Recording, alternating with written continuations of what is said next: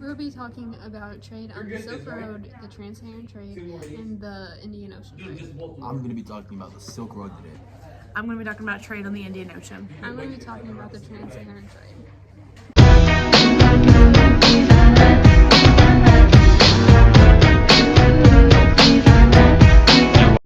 So to start from the Silk Road, it helped to spread ideas and belief systems, as well as foods, animals, and diseases between the different civilizations, which helped certain empires to gain power, some to cause uprisings, and some to fall.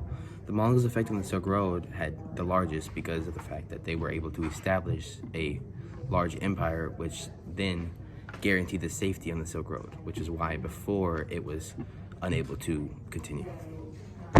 The Trans-Saharan trade also had a social impact. The social impact was the Mali social tower.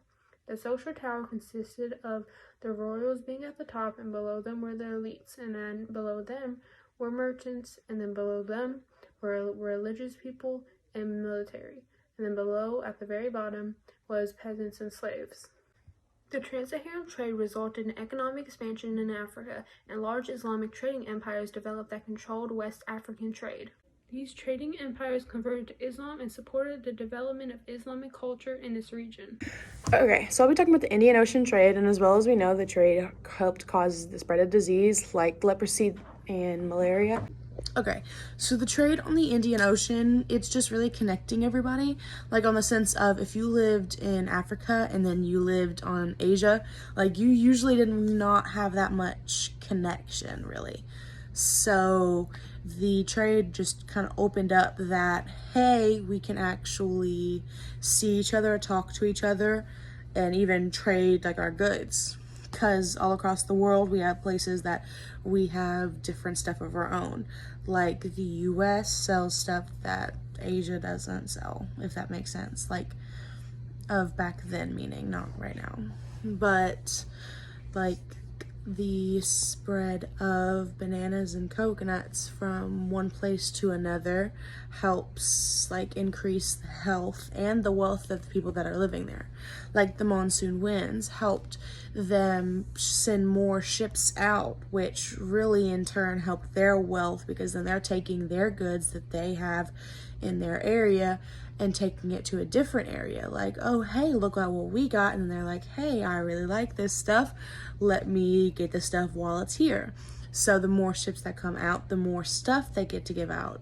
So the more people get to interact and get like, hey, new stuff, let me get a taste. So, yeah. I still have a bit more to say. Anyways, the Silk Road also assisted in the spread of smallpox during the 7th century CE. There was a smallpox endemic in the Indian subcontinent. While the Muslims were expanding their religion, they helped spread smallpox to North Africa, Spain, and Portugal. That's all the information I have. You're up next, Leah. Okay, so the Indian Ocean trade helped the Persian Empire and the people of Turkey. So it helped trade, obviously. So it also helped connect the Middle East and the East Asia, India, and even Africa. They also domesticated camels, just making it easier for themselves going like, traveling and giving out goods and, whatnot. So the type of stuff that they did trade were the silk, porcelain, spices, ivory, and incense, like the stuff that they enjoy. So, yeah.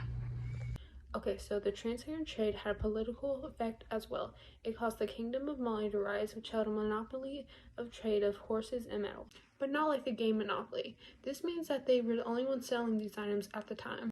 Okay, so obviously the cause for the Trans-Saharan trade is the desire for goods and products that can't come locally to these regions in Africa, especially West and North Africa, but what you might not know is what's being traded. Being traded from West Africa are goods such as ivory, salt, gold, and cloth. But items coming and being traded from North are items such as horses, books, and swords. Okay, so before Alexis wraps things up, I'm going to tell you the main transportation between trade during the Trans-Saharan trade. The Arabian camel was a big factor during the Trans-Saharan trade. because it could go 10 days without needing water. This made trade really easy between the 1200 to 1450s. So I don't have too much left on the Indian Ocean, but I do have some information about the Greek, Jewish, and Saharan merchants from Rome, which had settled on the eastern coast of Africa and along the Indian coast. So that helped spread Christianity to southern India, and that pretty much wraps up. Goodbye. Bloopers! You're allowed So to to look. You're allowed to look. Dang it. What? Coast. Or wait. Negotiating. Yeah.